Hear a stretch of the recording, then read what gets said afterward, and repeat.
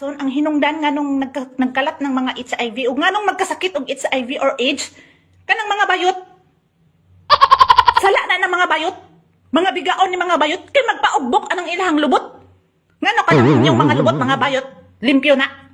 Kani pa mga laki magpataka na og ugbok anang lubot anang mga bayot, bisag hugaw kaayo inig hulbot anang yung patintin na ay dalang tae.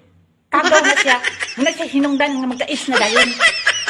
Kay bisag bayaran nga mo 150 anang mga bayot, hangol man kayo mo, hangol.